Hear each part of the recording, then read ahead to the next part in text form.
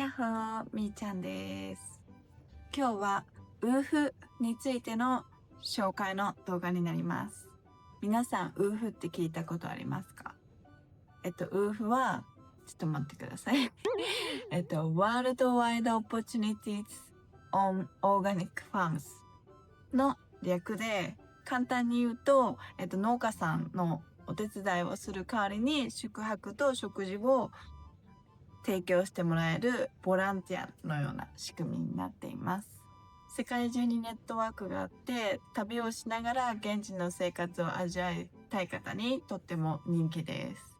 今回は実際にニュージーランドでウーフした友達にインタビューしてみたので、皆さんぜひ参考にしてみてください。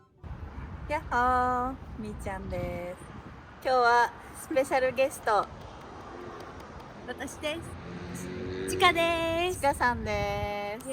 今回2回目の登場ですね。はじめまして。で、今日はウーフについてちかちゃんにインタビューしていきたいと思います。まずウーフっていうのは何なんですかね？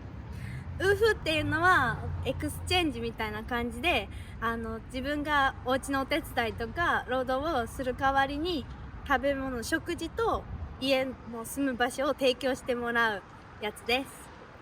じゃあそれは無料で住むことができるってことですね。そうです。はい。じゃあそれはどういうふうに予約とか手続きを行うんですか？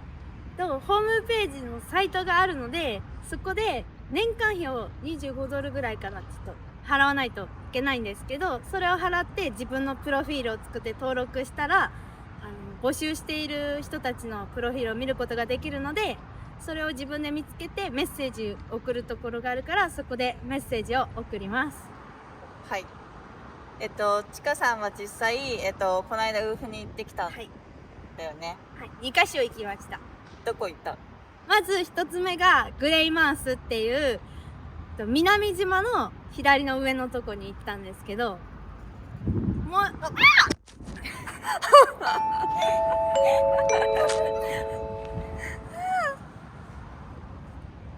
事故が起きてる。事故。はい、はい、どこに行ったんですか？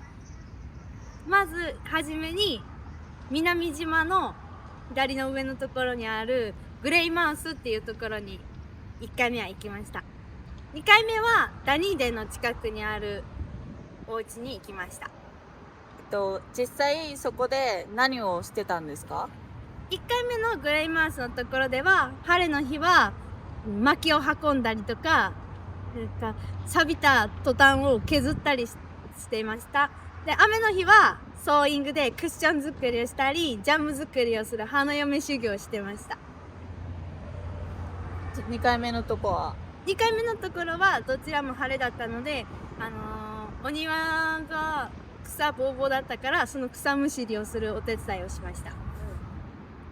ウーフって結構なんか豪邸に住めるとかよく言うじゃないですか。リゾートっぽいところとか。お家の感じはどうでした？もうめちゃくちゃジブリみたいなとこ、1回目はジブリみたいなところで、バスキャラバン、キャラバンに住んでる方だったので、そこで一緒に生活をしていたんですけど、冬で寒くってその予約がないから来ていいよって言ってくれて、ゲストハウスみたいな小屋も一つあったので、私はそこに2週間ちょっと滞在させてもらいました。もう一個のところは普通にお家だったんですけど、確かに大きいお家で1部屋与えてくださって、めちゃくちゃ本とか雑貨とかに溢れてる部屋で、めちゃくちゃ楽しくてワクワクする部屋でした。そこで英語を話してっていう感じ？もうそうなんです。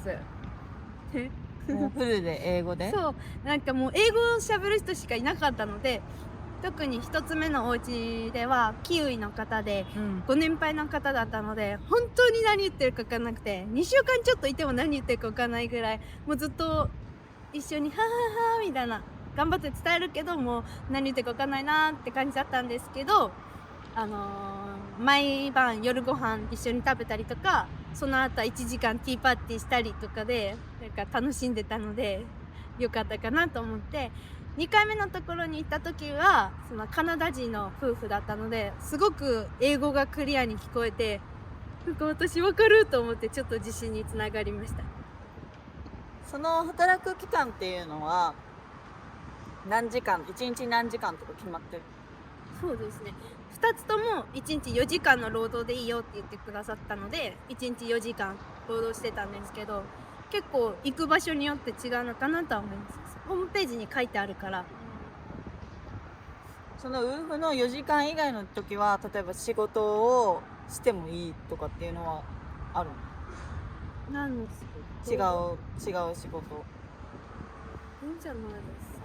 どうなる？もう自由時間みたいな感じだったので多分できると思うんですけど。なるほど。じゃあそのウーフを経験してみて良かったことって何ですか？一人で荷物をガラガラ持って行って、その現地の方と英語でコミュニケーションをとって迎えに来てもらったりとか、バスを取ってホテル取ってとかってすることで、全然知らない土地でやったのが自信につながって、なんか私強くなったなと思いました。それが一番良かったことです。はい、ありがとうございます。じゃあ大変だったことは？もう喋りてえ、人と喋りてえと思いました。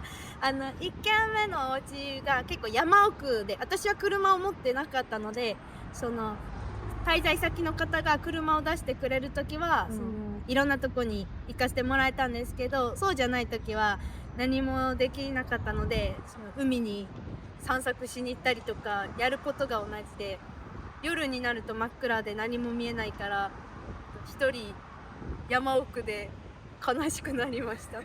それはちょっと辛かったです。なるほど。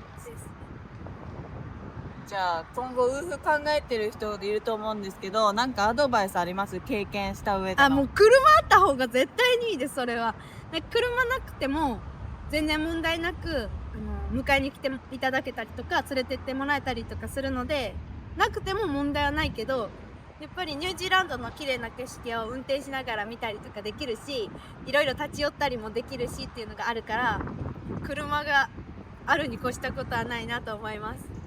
なるほど。それだけです。そうですね。一人で行ってもいいけど友達と行ったら楽しいなと思います。一人だと寂しい。寂しい。一人でできるけど一人で寂しいみたいな。そうだいぶね、ちかちゃんは、覚悟を決めて行ったんですけど、そうですよ。結局寂しくなって電話してきましたね。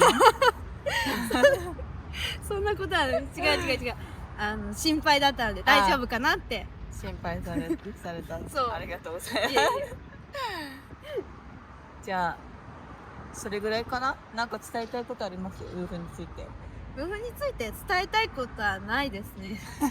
ごめん、ないかもしれない。でもね、またこれからウーフにそうです旅立つのでね、頑張りますよ。頑張ってほしいです。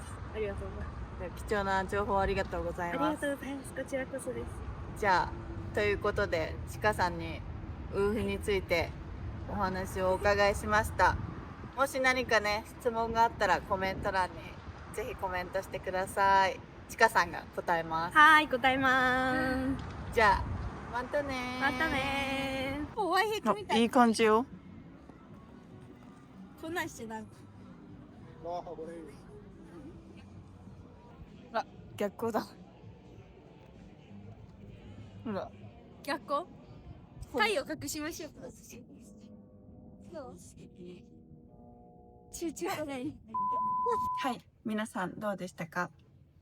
いいところも悪いところありますね。いいところは宿泊代と食事を無料で提供してもらいながら現地の人と一緒に生活できてつながれるので、あまりね普段ではできない体験だし、英語力の向上とかにもなるかなって思いました。メリットとしては結構あるみたいなんですけど、その仕事内容によってはとても体力を使うものだったり、あとはそのウーフ先の人と合わなかったりするパターンもいくつかあるみたいなので、必ず事前に、情報を調査した方がいいかなと思います。私も一度はやってみたいなと思いますね。ニュージーだけじゃなくても日本でもとかでもいろんな国でやってるみたいなので、皆さんぜひ興味がある方はぜひトライしてみてください。